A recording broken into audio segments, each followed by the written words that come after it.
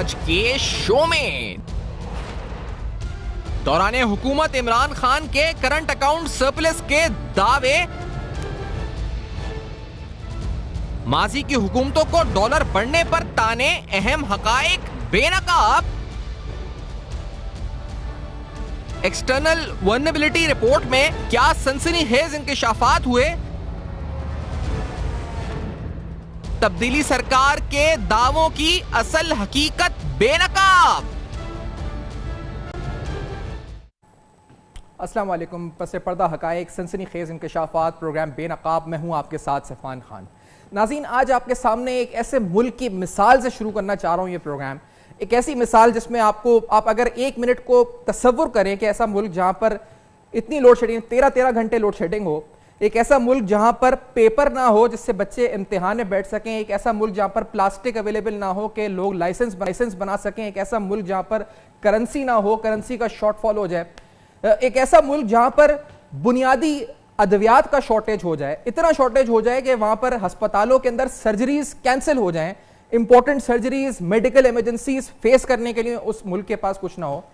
एक ऐसा मुल्क, इस मुल्क की मिसाल से इस प्रोग्राम की शुरुआत करने जा रहा हूं क्योंकि आज उस मुल्क ने डिफॉल्ट किया है, अपने कर्जे, अपनी डेट ऑब्लिगेशंस वो पे नहीं कर सका, जिसकी वजह से उसने आज डिफॉल्ट किया है। ऐसे मुल्क में होता क्या है, पहले मैं आपके सामने उस मुल्क के रीसेंट एग्जाम्पल रखना चाहूंगा बिल्कुल, कि वहां पर किस तमाम सड़कों पर थी, क्योंकि जिस तरह मैं कह रहा हूं कि ना वहां दवा थी, ना वहां बच्चों के एग्जाम्स थे, ना वहां लाइट थी, ना वहां पेट्रोल था, ना वहां डीजल था, बुनियादी अशिया कोई भी नहीं थी वहां पर। वहां क्या हो रहा था, श्रीलंका की मिसाल दे रहा हूं मैं, जरा देखते हैं वहां के लोगों का जो एहतजाज चल रहा था। लेट्स से आज श्रीलंका की मिनिस्ट्री ऑफ फाइनेंस की तरफ से एक स्टेटमेंट आई। इस मिनिस्ट्री ऑफ फाइनेंस की स्टेटमेंट में उन्होंने बताया कि उनके कर्जे इतने बढ़ चुके हैं कि अब उनके लिए यह नामुमकिन है, उन्होंने लफ्ज इस्तेमाल किया, इट इज बिकमिंग इम्पॉसिबल, नामुमकिन है कि वो अपनी डेट ऑब्लिगेशंस, यानी उन्होंने जो दुनिया भर से कर्जे लिए हैं उनको पूरा करने के लिए अब उनके पास पैसे नहीं बचे हैं, लिहाजा वो अपनी पेमेंट्स के ऊपर आज डिफॉल्ट करने का ऐलान करते हैं। ये वही मुल्क है श्रीलंका जिसका रिसेंटली पाकिस्तान की सियासी तारीख में जो सब में सनसनीखेज हफ्ता रहा था, जहां मामलात अदालत तक भी गए, आला अदालत तक भी गए। यानी मैं बात कर रहा हूं रिसेंटली तहरीक अदम एतमाद की, तो आला अदालत में मोजेस जजेस ने भी अपने रिमार्क्स में श्रीलंका का जिक्र किया था। उन्होंने कहा था कि श्रीलंका के माशी हालात का मवाजना, यानी एक तरह से जिक्र किया था श्रीलंका के हालात का कि हम देख रहे हैं वहां पे क्या सिचुएशन है, और उनका तस्करा करते हुए पाकिस्तान के माशी चैलेंज का तस्करा भी किया था। आज मिनिस्ट्री ऑफ फाइनेंस श्रीलंका की तरफ से जो स्टेटमेंट आई उसमें कहा गया, जिस तरह मैंने कहा कि the ministry says that it is the repayments are becoming impossible, adding that although the government has taken extraordinary steps in an effort to remain current on all of its external indebts, it is now clear that it is no longer a tenable policy। अब उनसे sustain नहीं किए जा रहे उनके dates, और dates जो हैं उस पर बेतहाशा बढ़ चुके हैं। डेट से मुराद है मेरी कर्जे, और जब हम कर्जों की बात करते हैं तो हमारे जहन में नाम आता है इमरान खान साहब का। इमरान खान साहब जब हुकूमत में थे तो वो हुकूमत में थे तो माजी की हुकूमतों के खिलाफ कमीशन बनाते थे कि उस हुकूमत ने इतने कर्जे लिए, इस हुकूमत ने इतने कर्जे लिए, उस कर्जे से चोरी का पैसा अपनी जायदादें बनाई। और जब हुकूमत में नहीं थे तो कहते थे जो हुकूमत कर्जे लेती है वो ज्यादा चोर होती है या वो मुल्क को इस पर गिरवी रख देती है। आज भी वो इसी नैरेटिव, इसी बयानिए के साथ आगे बढ़ रहे हैं कि हमारा मुल्क भिखारी बन गया, या जो ऑपोजिशन ने एक लफ्ज कहा कि भिखारी है, तो वो कह रहे हैं कि हमें कर्जों में डुबा दिया इन हुक्मरानों ने जो माजी के हुक्मरान रहे। लेकिन मैं आपको बताता चलूं, स्टेट बैंक ऑफ पाकिस्तान के लेटेस्ट नंबर्स के मुताबिक सितंबर 2018 से फरवरी 2022, जी हां फरवरी 2022, मैं मार्च 2022 का तस्करा नहीं कर रहा, मैं फरवरी 2022 तक की बात कर रहा हूं। सितंबर 2018 से फरवरी 2022 के बीच में पाकिस्तान की हुकूमत ने तकरीबन 18 खरब रुपए के कर्जे लिए। एक दिन के अंदर तकरीबन 14.2, यानी आप कह सकते हैं कि एक दिन में तकरीबन 14 अरब रुपए से जायद का कर्जा लिया गया। यह तारीख में कर्जा लेने की पाकिस्तान की 75 साल तारीख में सब में ज्यादा सतह थी, यानी आप कह सकते हैं कि तमाम रिकॉर्ड इन्होंने तोड़ दिए। अगर माजी की हुकूमतों में जाएं, यानी साल 2008 से 2018 जब पीपल्स पार्टी और नून लीग ने 10 साल पाकिस्तान में हुकूमत करी, तो उन 10 साल के दौरान मजमूई तौर पर 2.7 अरब रुपए के कर्जे इन दोनों हुकूमतों ने लिए। पाकिस्तान नून लीग ने तकरीबन 4.7 अरब के लिए, लेकिन ऑन एवरेज औसतन पीपल्स पार्टी और नून लीग ने तकरीबन 2.7 अरब के कर्जे लिए। इमरान खान साहब के दौरे हुकूमत में जहां वो दूसरी हुकूमतों को इसलिए क्रिटिसाइज करते थे कि वो कर्जे लेती हैं ज्यादा, उनके अपने दौरे हुकूमत में मुल्क को उन्होंने 18 खरब से न सिर्फ मकरूज बनाया, 14 अरब के रोज कर्जे लिए, लेकिन पाकिस्तान को एक्सटर्नल साइड से मजीद रिस्क और मजीद खतरनाक सूरत हाल से दो चार कर दिया। और यह भी मैं आपको फैक्ट्स की बुनियाद पर कह रहा हूं। आपको बताते चलें कि आज ही मूडीज की तरफ से एक अलर्ट, या आप कह सकते हैं कि यह कहा गया कि खतरे की घंटी, मूडीज क्या है, एक क्रेडिट रेटिंग एजेंसी है, उसने एक खतरे की घंटी बजाई है। उसने कहा कि पाकिस्तान के जो एक्सटर्नल साइड की रीपेमेंट्स हैं, जिस सूरत हाल का मैं जिक्र कर रहा था श्रीलंका के हवाले से, खुदा ना खास्ता श्रीलंका में आज जो हालत है, उस सूरत हाल की तरफ हम जा सकते हैं अगर जिस तरह की सूरत हाल यहां पर हम खड़े हुए हैं। मूडीज ने रेड जोन में जाते हुए कहा गया है कि अगर यहां से हमारी सूरत हाल मजीद गिरती है, उन्होंने एग्जैक्ट अल्फाज इस्तेमाल किए हैं कि a further deterioration in its external position, यानी पाकिस्तान की जो बैरूनी साइड है, यानी जो पाकिस्तान के कर्जे बैलेंस ऑफ पेमेंट है, यहां से अगर खराब होती है, including a significant widening of the current account deficit and erosion of foreign exchange reserves, यहां से अगर माली जखायर गिरते हैं, would threaten the government's external repayment capacity and heighten liquidity risk। इधर से अगर हम आगे और मजीद ढलान की तरफ जाते हैं तो इससे हमारा नुकसान है, पाकिस्तान के हालात संभल नहीं सकते फिर यहां से माशी तौर पर। इस नहज पर इमरान खान साहब ने हुकूमत को छोड़ा है, और यह कोई पाकिस्तान पीपल्स पार्टी, पाकिस्तान मुस्लिम लीग नून, कोई सहाफी तंजीम नहीं कह रही, ये international credit rating agency Moody's की स्टेटमेंट आज आई है कि यहां से अगर मजीद गिरावट होती है तो पाकिस्तान के लिए शायद खुदा ना खास्ता हालात बेहतर ना हो। मैं आपको दिखा भी चुका हूं, आप देख भी चुके हैं कि श्रीलंका में जो इस वक्त हालात मौजूद हैं। कुछ ही दिन कबल हफीज पाशा साहब सीनियर इकोनॉमिस्ट हैं, उनका एक कॉलम आया, उस कॉलम में उन्होंने एक एक्सटर्नल वल्नरेबिलिटी इंडेक्स का जिक्र किया। ये एक इंडेक्स है जो मुख्तलिफ ममालिक की रेटिंग एजेंसीज में जो रेटिंग है क्रेडिट के हवाले से, उस बुनियाद पर 15 ममालिक की दर्जाबंदी उसमें की गई है। अनफॉर्चुनेटली इस फहरिस्त के अंदर एशिया के 3 ममालिक शामिल हैं, एशिया के 3 ममालिक शामिल हैं जिनमें यह खतरा है कि जो अपनी एक्सटर्नल साइड के यानी अपने एक्सटर्नल लोन्स नहीं पे कर सकते। इस फहरिस्त के अंदर पाकिस्तान का नाम भी शामिल है, अनफॉर्चुनेटली श्रीलंका का शामिल है, और ताजिकिस्तान का नाम शामिल है। इस फहरिस्त को मुरतब करते वक्त 6 अवामिल यानी 6 बुनियाद की बिना पर यह फहरिस्त बनाई गई है। इसमें एक current account deficit as a percentage of GDP, एक एक्सटर्नल डेट यानी जो आपने बैरूनी कर्जे लिए हैं जीडीपी के तनासुब से, इसी तरह external debt as percentage of exports, debt servicing as percentage of export, short term debt यानी जो आपने कर्जा as percentage of external debt यानी जो बैरूनी कर्जा लिया उसमें कितना आपने तवील मुद्दत का लिया और कितना आपने जो है इस पर कम मुद्दत का कर्जा लिया। इन तमाम अवामिल की बुनियाद पर यह फहरिस्त मुरतब की गई। इस 15 ममालिक की फहरिस्त में जो अपनी स्क्रीन पर भी आप देख रहे हैं, इस फहरिस्त के अंदर यह बताया गया कि पाकिस्तान 8वें नंबर पर मौजूद है। पाकिस्तान के साथ इस फहरिस्त के अंदर श्रीलंका का नाम है, ताजिकिस्तान का नाम है। इन 15 ममालिक में से 10 ममालिक ऐसे हैं जो ऑलरेडी IMF प्रोग्राम में हैं, लेकिन ये वो फहरिस्त है जिसमें निशानदेही की गई है कि ये वो ममालिक हैं जहां पर खतरा ज्यादा है कि खुदा ना खास्ता हालात बिगड़ सकते हैं। तो आलमी सतह के ऊपर क्रेडिट रेटिंग एजेंसीज कह रही हैं कि खतरा है, आपको जो मुख्तलिफ इंडेक्सेस इशूज हो रहे हैं वो कह रहे हैं कि खतरा है। इसका मतलब इमरान खान साहब ने जो दावे हुकूमत में आने से पहले किए थे कि कर्जा जो लेता है वो चोर होता है या कर्जा लेकर मुल्क को तबाह किया जाता है, क्या वो दावे हकीकत थे? इमरान खान माजी की हुकूमतों के ऊपर कर्जा लेने के ऊपर क्या कहते थे, किस तरह तनकीद करते थे, उनके मुख्तलिफ बयानात जो उन्होंने मुख्तलिफ अदवार में दिए। इससे पहले कि हम आगे बढ़े आपको सुनाते हैं कि वो क्या कहते थे। Let's hear this. पाकिस्तान की सूरत हाल ये रही, इमरान खान साहब दावे करते रहे कि कर्जा बढ़ गया, दूसरी हुकूमतों ने कर्जा बढ़ा दिया। आज पाकिस्तान में जिस तरह जिस नहज पर हम खड़े हुए हैं कि हमारी मिसालें, हमारा कंपैरिजन हमें उन फहरिस्तों में शामिल किया जा रहा है जो हम नहीं कर रहे, जो कोई पार्टी नहीं कर रही, आलमी रेटिंग एजेंसीज कर रही हैं, जिन फहरिस्तों के अंदर श्रीलंका जैसे ममालिक का शुमार है, जिन फहरिस्तों के अंदर ताजिकिस्तान का जिक्र है, जिस फहरिस्त के अंदर आपकी मुख्तलिफ ऐसी कंट्रीज का शुमार, इथियोपिया जैसी अफ्रीकन कंट्रीज का शुमार है जहां पर ऑलरेडी डिफॉल्ट के चांसेस बहुत ज्यादा हैं। तो क्या खुदा ना खास्ता पाकिस्तान इस तरफ बढ़ सकता है? क्या वाकई में इमरान खान साहब ने गवर्नेंस ऐसी की है? ये सारे सवालात हकायक के साथ आपके सामने लेकर आएंगे, इनका जवाब हम आपको बताएंगे कि कहा क्या जाता था, होता क्या था, अमलन क्या होता था, पहले हुकूमत में आने से पहले क्या कहा जाता था और फिर अमलन होता क्या था। ये सारा आपको समझाएंगे एक ब्रेक के बाद। हमारे साथ रहिए।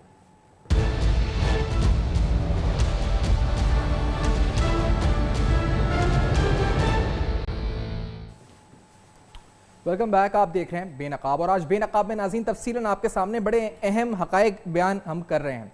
आपको बताया कि किस तरीके से श्रीलंका के अंदर डिफॉल्ट आज हुआ। बड़ा अहम दिन है ये। श्रीलंका की माशी हिस्ट्री के हवाले से भी, आलमी सतह का भी इस पर सबकी नज़रें मरकूज़ हैं। खासतौर पे चीन के हवाले से भारत, तमाम ममालिक की इस पर नज़रें चीन के ऊपर मरकूज़ हैं, श्रीलंका के ऊपर मरकूज़ हैं। इस सूरत हाल के अंदर श्रीलंका में जो आज सूरत हाल हुई, खुदा ना खास्ता ऐसे खदशात क्या पाकिस्तान में हो सकते हैं? क्या वाकई में इमरान खान साहब ने हुकूमत को या जो पाकिस्तान की माशी इस वक्त जो अशारिये हैं उनको वहीं पर छोड़ा है या उससे बेहतर है कुछ? इस सूरत हाल पे आगे बढ़ने से कबल आपको बता रहे हैं, जिस तरह मैंने कहा कि इमरान खान साहब पहले क्या कहते थे, हुकूमत फिर क्या कहती थी और असल में क्या होता था, ये बताने से पहले आपको ये बताएं कि साहब डॉलर के ऊपर क्योंकि बड़ा इंपॉर्टेंट है कि जो भी आपकी एक्सटर्नल साइड, जो मैं बार बार लफ्ज इस्तेमाल किया पहले सेगमेंट में एक्सटर्नल साइड, वो इसलिए किया क्योंकि हमें इस सेगमेंट में आना था। आपको समझाना जरूरी था कि पाकिस्तान या किसी भी मुल्क के जो भी एक्सटर्नल ऑब्लिगेशंस हैं, यानी जो भी उसको रीपेमेंट्स करनी है, एक आसान अल्फाज में अगर आपको बताएं कि अगर आपने किसी से 100 रुपए कर्जा लिया है तो आपकी इतनी इस्तात है कि आप उसको 100 रुपए वापस कर सकते हैं या नहीं कर सकते। अगर आप नहीं कर सकते तो आप कहेंगे उसको कि मैं डिफॉल्ट कर रहा हूं, आप जो भी आप लिक्विडेट कर रहा हूं मैं अपने आप को, आप बेच के ले लें, मेरे पास अब पैसे नहीं बचे। तो खुदा ना खास्ता क्या मुल्क इस तरफ बढ़ सकता है या नहीं? इस पर आने से कबल आपको बताते हैं कि जब डॉलर बढ़ता है तो आम आदमी पर क्या असर पड़ता है। हमारे जो वज़ीर आज़म थे साबिक, वो हमें किस तरह बयान करते थे जब ऑपोजिशन में थे कि जब डॉलर बढ़ता है आम आदमी पर क्या फर्क पड़ता है। जरा उन्हीं की ज़बानी सुनते हैं, फिर आपको बताते हैं कि डॉलर कितना बढ़ा और आम आदमी पर कितना असर हुआ। सुनते हैं उनकी ज़बानी। जब 1 रुपया डॉलर के सामने गिरता है, आपको पता है आपके ऊपर कितना कर्जा चढ़ता है? 100 अरब रुपया पाकिस्तानियों पे कर्जा चढ़ता है जब डॉलर के सामने रुपया 1 रुपया गिरता है। अभी 5 रुपए गिरे हैं तो सोचे कि अब सब पे 500 अरब रुपए का कर्जा चढ़ चुका है। ये वो कहते थे डॉलर के बारे में कि जब डॉलर बढ़ता है तो उसका कितना इम्पैक्ट आता है पाकिस्तान पे, मईशत पे, महंगाई पर, क्या आपकी जिंदगियों पर क्या इसका असर पड़ता है। ये आपने सुना उनकी ज़बानी कि वो क्या कहते थे। अब आपको ये बताते हैं कि डॉलर आखिर में कितना बढ़ा, पाकिस्तानी रुपया कितना गिरा और डॉलर आखिर कितना बढ़ा। पाकिस्तानी रुपया जब इमरान खान साहब, जो पाकिस्तानी रुपये और डॉलर की पैरिटी थी जब इमरान खान साहब आए थे अगस्त 2018 में, तो उसकी जो सतह थी वो 124 रुपये 50 पैसे थी। 124 रुपये 50 पैसे से फरवरी के इख्तिताम तक, यानी फरवरी के इख्तिताम तक ये बढ़कर 177 रुपये 5 पैसे हो चुका था, यानी तकरीबन 54 रुपये का इजाफा इसमें हो चुका था। और जो ही इमरान खान साहब की हुकूमत के जाने के दिन, यानी मार्च के अंदर उनके खिलाफ तहरीक अदम एतमाद आई, मुख्तलिफ सियासी जो सूरत हाल बदलती भी रही, इस सूरत हाल के दौरान डॉलर मजीद बढ़ता रहा, रुपया मजीद गिरता रहा। और हमने देखा कि आखिरकार जब वो जा रहे थे आखिरी दिन तक, डॉलर यानी रुपया गिरकर तकरीबन 190 रुपए से भी ऊपर तजावुज कर चुका था। ओपन मार्केट के अंदर एक ऐसा वक्त आ चुका था आखिरी कुछ दिनों में जब 195 रुपए के अंदर भी हमें डॉलर नहीं मिल रहा था। यह सूरत हाल थी जिसका इमरान खान साहब खुद बताते थे कि कितना नुकसान होता है। हम आपको बताते हैं कि जब यह सब कुछ हो रहा होता है तो हमें हुकूमती वजीर आकर ये शोज में बताते थे कि हाँ, वजीर खजाना खुद कहते थे कि नुकसान हो रहा है क्योंकि हम एक नेट इंपोर्टर कंपनी है, हम एक नेट इंपोर्टर कंट्री हैं। हमारे जो भी इंपोर्ट्स हैं, हम जो भी लेते हैं बाहर से वो इंपोर्ट करते हैं और इंपोर्ट की सूरत में पाकिस्तान आता है। इसकी बिना पे हमें डॉलर में पेमेंट करनी पड़ती है। जब डॉलर बढ़ता है तो यहां पर और ज्यादा महंगाई बढ़ती है। ये मैं नहीं, ये खुद शौकत तरीन साहब ने एक इंटरव्यू में बताया कि हम एक नेट इंपोर्टर हैं और इस वजह से डॉलर बढ़ने से हम पर इन्फ्लेशन की सूरत में एक आकर हिट लगता है। लेट्स हियर दिस कि वो क्या कहते थे। तो ये इस पर शौकत तरीन साहब ने कहा कि जब डॉलर जो है हम देख रहे थे कि ऊपर जा रहा था तो उन्होंने कहा इसका इंपैक्ट नेगेटिव आता हुआ नजर आ रहा है। फिर जब डॉलर ऊपर जा रहा था तो उनसे पूछा गया कि स्टेट बैंक ऑफ पाकिस्तान आखिरकार क्या कर रहा है। नदीम मलिक साहब का एक शो है जिसमें नदीम मलिक साहब ने सवाल पूछा कि आखिर स्टेट बैंक जो डॉलर की फेयर वैल्यू है उस पर आखिरकार डॉलर क्यों नहीं है, तो स्टेट बैंक इंटरव्यू क्यों नहीं कर रहा। वजह है कि फेयर वैल्यू या फिर अंडर वैल्यू के ऊपर आपका रुपी जा रहा है। स्टेट बैंक इस पर क्या करेगा, हुकूमत क्या करेगी, वजारत खजाना क्या सोच रही है। तो शौकत तरीन साहब कह रहे थे कि स्टेट बैंक को चाहिए कि उसको जो है इसको फेयर वैल्यू पर लेकर आए, लेकिन वजारत खजाना के तौर पर वो कह रहे थे कि उसको चाहिए, करना चाहिए, लेकिन ऐसा हो कुछ नहीं रहा था। यानी कहा कुछ जा रहा था, अमली तौर पर कुछ और हो रहा था। क्या कहा था शौकत तरीन साहब ने, जरा आपको ये सुनाते हैं। तो ये शौकत तरीन साहब थे, यानी एक वज़ीर साहब थे इमरान खान साहब, जो पहले कहते थे कि डॉलर बढ़ने से ये नुकसान होता है, फिर उनके वजीर खजाना कहते थे कि हाँ ये नुकसान हो रहा है, महंगाई बढ़ रही है, फिर वो कहते थे कि ये फेयर वैल्यू पर नहीं हो रहा, गलत हो रहा है। भाई आप हुकूमत में थे, आप ऑपोजिशन में नहीं थे, स्टेट बैंक था, वजारत खजाना थी, लेकिन हमें यह बताया गया कि यह नहीं हो रहा, यह गलत हो रहा है, लेकिन अमली तौर पर कुछ नहीं हो रहा था। शौकत तरीन साहब ने यहां तक नहीं बल्कि यहां पर आकर लोगों को वार्न भी किया कि अगर आप स्पेकुलेटिव एक्टिविटी में मुलव्विस हैं डॉलर की तो आपको हट जाना चाहिए, क्योंकि डॉलर नीचे आएगा। एक नहीं कई बार उन्होंने आके कहा, उन्होंने कैपिटल मार्केट के फ्लोर पर आकर यह बात करी। क्या कहा उन्होंने, लेट्स हियर दिस। स्पेकुलेटर्स को सिर्फ इतना वार्न करना चाह रहा हूं कि ये रुपया दूसरी साइड पे जाएगा, हम कोई ऐसे इकदाम करें जिसमें दूसरी साइड पे जाएगा, और जब जाएगा तो उनको बहुत बुरी मार पड़ेगी। तो यो इस किस्म की स्पेकुलेशन में ना घुसे, बिकॉज ये उनके लिए ठीक नहीं होगा कि रुपया दोनों साइड पे मूव करेगा। अब एक साइड पे नहीं है कि एक ही साइड पे जा रहा है, ये दूसरी साइड पे भी जाएगा, और जब दूसरी साइड पे जाएगा तो फिर इनको मार पड़ेगी। तो इसलिए ये स्पेकुलेशन बंद कर दें, ये स्पेकुलेशन बंद कर दें। वो बार बार कहते रहे, लेकिन ना स्पेकुलेशन बंद हुई, ना डॉलर का बढ़ने का सिलसिला बंद हुआ, रुपया गिरता रहा, डॉलर बढ़ता रहा।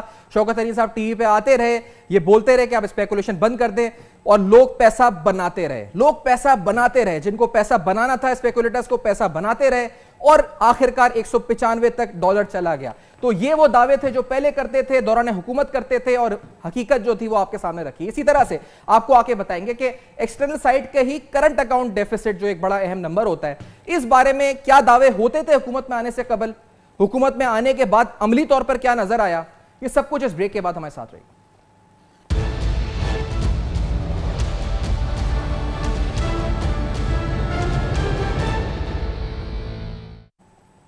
Welcome back. आप देख रहे हैं बेनकाब, और बेनकाब में आपको हम एक्सटर्नल सिचुएशन के हवाले से अहम तरीन हकायक बयान कर रहे हैं। आपको बता रहे हैं कि किस वजह से आज श्रीलंका इस नहज पे पहुंच गया, और क्या खुदा ना खास्ता, क्योंकि आलमी रेटिंग एजेंसीज ऐसा कह रही हैं कि पाकिस्तान भी खुदा ना खास्ता यहां से अगर सिचुएशन डिटोरिएट होती है तो शायद उस तरफ जा सकता है। इसका तस्करा सिचुएशन का हमने देखा था कि आला अदालत में भी हुआ था। श्रीलंका का जो माशी चैलेंजेस थे, पाकिस्तान से मवाजना हुआ था। इमरान खान साहब ने बहुत से दावे किए थे डॉलर के बारे में, जिसका मैंने आपको बताया कि क्या होता रहा, हुकूमत क्या करती रही, सारी सूरत समझाई। हमने आपको यही बताते चले कि एक और बड़ा एक अहम ऐलान या एक बड़ा अहम मैनिफेस्टो तब्दीली के हवाले से वो ये था कि पाकिस्तान में मौजूद जो पब्लिक सेक्टर इंटरप्राइजेज हैं, इदारे हैं, इनको मजीद मुस्तहकम किया जाएगा, इन इदारों को खड़ा किया जाएगा, अपने पांव पर खड़ा किया जाएगा, इनके को प्रॉफिट में कन्वर्ट किया जाएगा।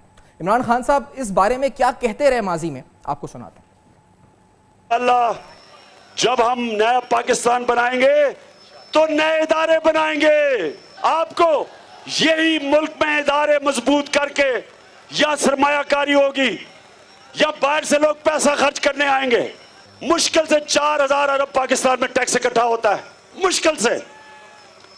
इंशाल्लाह आपको इसी पाकिस्तान से आज वादा कर रहा हूं, अपनी कैंपेन का आगाज कर रहा हूं, इसी पाकिस्तान से आपको 8000 अरब रुपया टैक्स इकट्ठा करके दिखाऊंगा। ये वो कहते रहे, लेकिन दरअसल कुछ और हुआ। मैं आपको जाते जाते दिखाता चलूं कि जो बहुत से ऐसे इकोनॉमिस्ट हैं जो कि यहाँ नहीं बल्कि अमेरिका में मौजूद हैं, जैसे आतिफ मियां साहब हैं, इनको खुद हुकूमत ने पहले अपने इकोनॉमिक एडवाइजरी काउंसिल में रखा था। इनकी तरफ से कल एक ट्वीट आई जिसमें उन्होंने कहा कि बहुत सी होप्स थी इनकी गवर्नमेंट से, लेकिन ऐसा पूरा हो नहीं सका। उन्होंने कहा कि इसके बजाय जो इन्होंने रिफॉर्म्स की बात की, स्पेकुलेटिव पोर्टफोलियो इन्वेस्टमेंट, यानी उन्होंने कहा कि गवर्नमेंट पॉलिसी का ज्यादा फोकस जो रहा वो शॉर्टकट्स के ऊपर रहा, ना कि रियल रिफॉर्म्स के ऊपर रहा। स्पेकुलेटिव पोर्टफोलियो इन्वेस्टमेंट बढ़ाने पर रहा, अनप्रोडक्टिव रियल एस्टेट इन्वेस्टमेंट को बढ़ाने पर रहा। इसी तरह से उन्होंने एलीट को फेवर किया, और इसी तरह से जो बाहर के ट्रिप्स किए वो ज्यादातर फॉरेन बेगिंग के हवाले से ये लफ्ज़ उन्होंने फॉरेन बेगिंग का इस्तेमाल किया। Let's wind it up over here. नाज़रीन, आपको हम इस सूरत हाल से मजीद हकाइक से रोशनास करते रहेंगे बेनकाब में कि क्या क्या वादे थे, क्या क्या दावे थे, और हकीकत क्या थी। आप फीडबैक दे सकते हैं फेसबुक, ईमेल्स और ट्विटर पर। देखते रहेगा। अब तक अपना बहुत ख्याल रखिएगा।